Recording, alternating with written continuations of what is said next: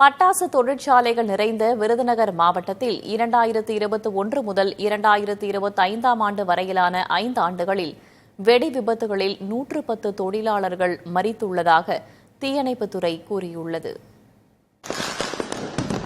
வெடித்து சிதறும் போது உற்சாகத்தை பரிசளிக்கும் பட்டாசுகள், அவற்றை தயாரிக்கும் தொழிலாளர்களின் உயிரை பறிக்கும் சோகங்களும் நிகழ்வதுண்டு.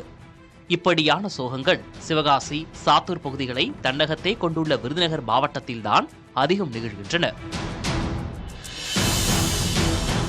இதுகுறித்து விருதுநகர் மாவட்ட எஸ்பி அலுவலகத்தில் விழிப்புணர்வு கூட்டம் நடைபெற்றது.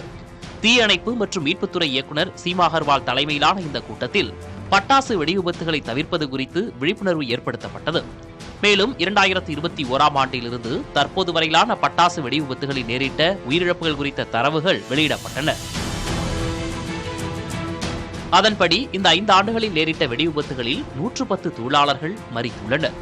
இதில் அதிகபட்சமாக 2024 ஆண்டில் மட்டும் 20 வெடி விபத்துகளில் 48 பேர் உயிரிழந்துள்ளனர். இதே 2024 ஆண்டில் வெடி விபத்தில் சிக்கிய 50 பேர் உயிருடன் மீட்கப்பட்டுள்ளனர். நடப்பாண்டில் இதுவரை 5 வெடி விபத்துகள் நேரிட்டதாகவும் இதில் 11 பேர் உயிரிழந்ததாகவும் தீயணைப்புத்துறை தெரிவித்துள்ளது. வெடி விபத்திலிருந்து 31 பேர் மீட்கப்பட்டுள்ளனர். விருதுநகர் மாவட்டத்தில் 2021 ஆண்டு முதல் நேரிட்ட வெடி விபத்துகளில் 152 பேர் பத்திரமாக மீட்கப்பட்டுள்ளனர். பட்டாசாலை விபத்துகளில் தொழிலாளர்கள் உயிரிழக்கும் சோகங்கள் மேலும் நிகழாமல் இருக்க பாதுகாப்பு நடைமுறைகளை ஆலை உரிமையாளர்கள் கடைபிடிக்க வேண்டும் என அதிகாரிகள் அறிவுறுத்தியுள்ளனர். புதிய தலைமுறைக்காக விருதுநகர் செய்தியாளர் மணிகண்டன்.